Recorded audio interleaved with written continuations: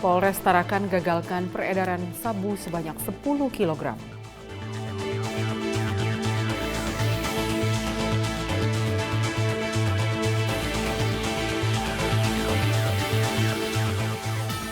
Pemerintah menemukan dugaan pencucian uang di Pondok Pesantren Al Zaitun.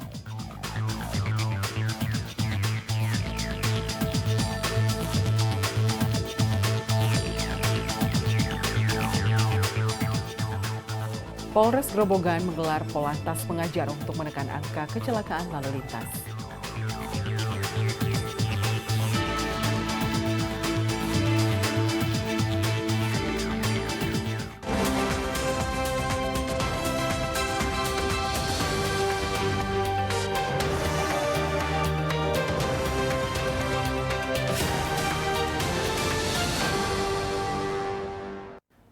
Selamat siang pemirsa, Presisi Siang kembali hadir edisi Rabu 19 Juli 2023. Selain 3 berita utama tadi, selama 1 jam ke depan kami juga telah menyiapkan sejumlah informasi terkini lainnya. Saya Lydia Rodin Sulu, inilah Presisi Siang selengkapnya.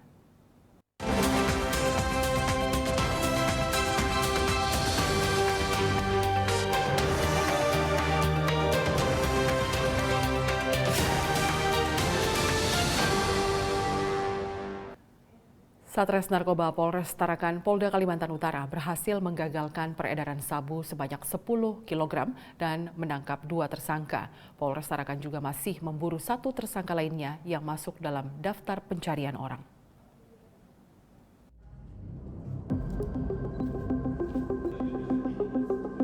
Satres Narkoba Polres Tarakan Polda Kalimantan Utara pada hari Rabu 12 Juli 2023 sekitar pukul 14 waktu Indonesia Tengah menangkap SL, tersangka pengedar narkotika jenis sabu di wilayah Marungu, Kabupaten Bulungan. Penangkapan pria berusia 43 tahun ini dilakukan setelah polisi menerima laporan masyarakat. Dalam penggeledahan yang disaksikan Ketua RT setempat, polisi menemukan 1 buah alat hisap sabu. Dari interogasi terhadap SL, polisi mendapat informasi tersangka SL menitipkan sejumlah sabu kepada BHR yang kemudian juga ditetapkan sebagai tersangka. Polisi masih mengejar 1 tersangka lagi yang masuk dalam daftar pencarian orang. Kedua tersangka pengedar narkotika ditampilkan saat Polres Tarakan menggelar konferensi pers keberhasilan menggagalkan sabu seberat 10 kg hari Selasa 18 Juli 2023. Keberhasilan ini berpotensi menyelamatkan hampir 50.000 anak bangsa dari bahaya narkotika. Ada 2 orang tersangka, inisialnya BL, 40 tahun, dan 1 lagi inisialnya SL, 43 tahun, dan ada 1 Mr. X lah kita bilang, saat ini kami jadikan DPO. Uraian singkat kejadiannya rekan-rekan, jadi pada tanggal 12 Juli, anggota kami, ini hasil laporan dari masyarakat kemudian tindak lanjuti, mengamankan seorang inisialnya SL. Kemudian dilakukan penggeledahan, disaksikan juga itu oleh Ketua Lingkungan, yang ditemukan hanya alat hisapnya. Kemudian dilakukan interogasi, anggota mendalami untuk peredaran barangnya. Kemudian diakui atau disampaikan oleh pelaku pertama yang ditangkap bahwa SL ini menitipkan narkotika jenis sabu-sabu kepada saudara atau tersangka yang kedua BHR. Jadi mereka terlibatnya di peredaran. Ya. Kalau yang Mr. X tadi diduga pemilik dan yang pengendali lah kalau istilahnya di kami itu. Jadi kan kalau di dalam nomenklaturnya itu kan ada penyalahguna, yang pemakainya itu kita bilang 1 lagi itu masuknya di pengedar. Nah mereka itu masuk di pengedarnya. Mr. X pemilik. Mr. X itu ya pemiliknya, pengendali, makanya kalau bahasa di lapangan. Atas perbuatannya para tersangka dikenakan pasal 114 ayat 2 Jungto pasal 132 ayat 1 subsidiar pasal 112 ayat 2 Jungto pasal 132 ayat 1 Undang-Undang Republik Indonesia Nomor 35 Tahun 2009 dengan ancaman hukuman penjara paling lama 20 tahun. Tim Humas Polres Tarakan Polda Kalimantan Utara melaporkan untuk Polri TV.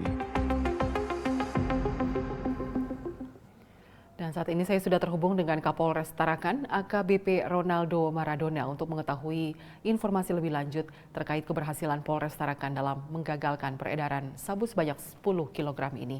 Ya, selamat siang Pak Ronaldo. Selamat siang Mbak Lydia, selamat siang pemirsa Polri TV. Ya, Pak Ronaldo, seperti apa ini kronologi kasus percobaan peredaran sabu sebanyak 10 kg ini hingga bisa terungkap? Ya, jadi Mbak Lydia, anggota kami sebetulnya sudah menindaklanjuti laporan dari masyarakat ini melakukan penyelidikan sekitar 1 bulan belakangan. Kemudian dalam proses penyelidikan yang dilaksanakan pada tanggal 12 Juli yang lalu, dilakukan upaya paksa kegiatan ke TKP pertama di daerah Juwata, kemudian di tangan saudara SL, tersangka yang pertama itu ditemukan hanya alat hisapnya saja. Kemudian karena penyelidikan sudah cukup lama kami lakukan, dari proses interogasi yang dilaksanakan oleh penyidik kami, diakui bahwa saudara SL, tersangka yang pertama itu ternyata menitipkan sabu-sabu di saudara PR. Saudara PR itu sendiri tempatnya di daerah-daerah tambak, karena kebetulan Kalimantan Utara ini banyak sekali memiliki daerah tambak-tambak. Dan itu berada di wilayah hukum Kabupaten Bulungan. Kemudian anggota langsung melakukan pengembangan ke sana. Di sana ditangkap juga saudara PR. Awalnya kami hanya menemukan sepaket kecil sisa barang. Kemudian dilakukan lagi pengembangan interogasi kepada 2 tersangka dan dilakukan pencarian di seputaran tambak. Ditemukanlah awalnya 4 kilo, kemudian sekitar 6 kilo lagi. Jadi total ada sekitar 10 kilo.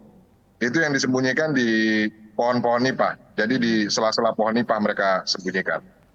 Seperti itu, Mbak Lydia. Ya, berarti mereka menyembunyikan sabu ini di pohon nipah. Dan dari mana mereka mendapatkan sabu ini, Pak Ronaldo? Jadi kalau sabu-sabu ini sendiri, jalurnya adalah dari luar negeri atau jaringan internasional, karena barang-barang ini dikirim dari wilayah Malaysia. Wilayah Malaysia kebetulan berbatasan dengan wilayah Kalimantan Utara, dan memang banyak sekali pintu-pintu masuk yang memang belum tercover oleh satuan-satuan yang ada di wilayah Kalimantan Utara, atau biasanya kita bilang jalan-jalan tikus seperti itu. Ya, apakah wilayah Kalimantan Utara atau Tarakan ini bisa dibilang menjadi lokasi atau tempat transit dari para sindikat dari luar negeri ini dalam mengedarkan sabu? Iya, jadi Mbak Lydia, memang kalau kita lihat dan pelajari dari berbagai kasus narkoba yang berhasil digagalkan oleh petugas, baik dari instansi Polri, BNN, maupun rekan-rekan dari stakeholder yang lain, memang demikian adanya. Jadi Tarakan itu menjadi salah satu tempat transit, sekaligus tapi tempat peredarannya juga.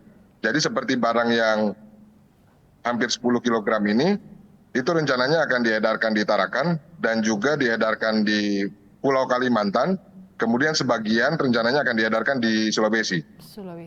Nah, kemudian seperti apa cara para tersangka untuk mengedarkan sabu ke masyarakat langsung atau bekerja sama lagi dengan para pengedar? Jadi memang jaring-jaring yang dari hasil penyelidikan kami, ini kan kejahatan yang luar biasa ya, extraordinary. Jadi memang melibatkan banyak sekali pihak. Dan proses mereka mulai dari barang masuk, kemudian mereka sembunyikan, kemudian nanti mereka edarkan, itu nanti menunggu komando dari pengendalinya. Inilah yang kami jadikan DPO saat ini. Masih ada 1 orang yang ini juga sebetulnya merupakan residivis narkoba. Jadi kami akan melakukan pengejaran hingga terungkap pengendali narkobanya ini. Berarti para tersangka ini sebelumnya juga sudah pernah terlibat kasus yang sama ya, Pak Ronaldo? Kalau yang 2 orang yang sudah kami tangkap ini belum. Jadi bukan residivis. Kalau yang 2 orang ini, yang DPO-nya residivis. Yang DPO yang residivis yang masih dicari ya. Nah, kemudian secara umum seperti apa kasus peredaran narkoba di wilayah hukum Tarakan dalam setahun terakhir ini? Dalam setahun terakhir ini mungkin sudah lebih dari 15 kilo yang berhasil digagalkan oleh Polres Tarakan. Dan dari satuan-satuan lain juga seperti BNN, kemudian ada juga dari Angkatan Laut juga ada yang berhasil menggagalkan peredaran ini. Memang ini menjadi tantangan tugas buat kami dan kami ucapkan juga terima kasih untuk masyarakat yang selalu mendukung dalam upaya pemberantasan narkoba ini. Karena memang secara geografis posisi Kaltara dengan posisi Malaysia itu berbatasan dan memang ini menjadi salah satu jalur perlintasan yang harus selalu diwaspadai dan harus dilakukan upaya-upaya pencegahan yang lebih kuat lagi. Baik, terima kasih Kapolres Tarakan AKBP Ronaldo Maradona sudah berbagi informasi kasih, bersama Mbak. kami dalam Presisi Siang. Terima kasih, selamat siang, salam presisi. Salam presisi. Baik pemirsa, kita beralih ke berita selanjutnya. Kecelakaan kereta api terjadi antara kereta api berantas tujuan Jakarta Blitar dengan sebuah truk terjadi di perlintasan sebidang Jalan Madukoro, Semarang Barat pada Selasa malam. Kecelakaan yang terjadi di ruas stasiun Jerakah Semarang Tawang ini menyebabkan 9 perjalanan kereta api tertunda. Setelah upaya evakuasi dan normalisasi sejak tadi malam, pagi ini jalur kereta tersebut sudah difungsikan kembali.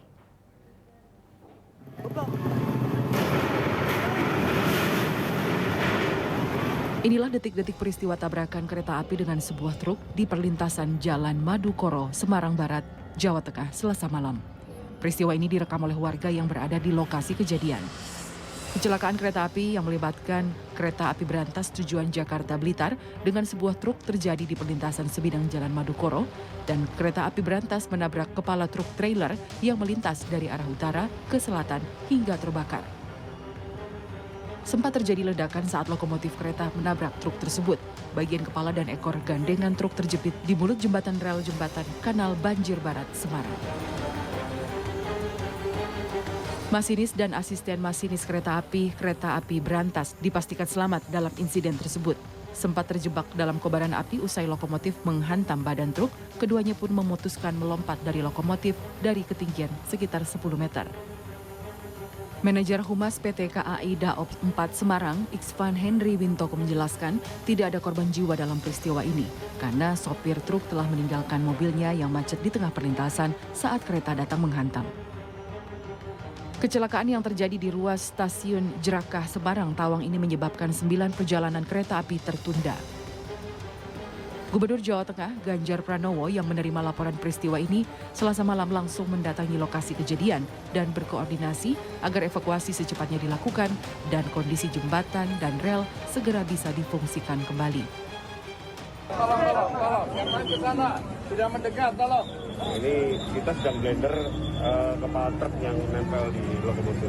Ini sudah ditangani barusan di rut PT KAI juga sudah teleponan dengan saya dan hari ini insya Allah akan dibereskan. Direktur keselamatan segera dikirim malam ini dan kita harapkan malam ini sampai dengan besok pagi sudah ada hasil termasuk kondisi jembatan lalu kondisi rel sehingga bisa difungsikan, harapan kita besok pagi. Mudah-mudahan nanti tim segera membereskan dan saya terima kasih semuanya sudah sigap, dari kepolisian sudah ada di lokasi, dari KAI di lokasi, dari tim semuanya bekerja dan mudah-mudahan tadi yang lompat segera bisa diobati. KAI sudah merespon.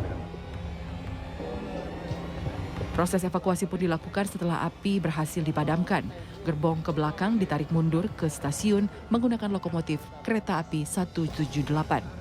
Hingga Rabu pagi, PT Kereta Api Indonesia telah berhasil menormalisasi jalur kereta api yang menjadi lokasi tabrakan antara kereta api 112, kereta api berantas, relasi Pasar Senen Blitar dengan truk tronton di petak jalan Jerakah Semarang Poncol.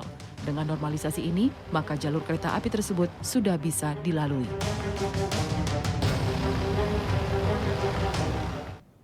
Pemirsa tetaplah bersama kami, Presisi Siang akan segera kembali.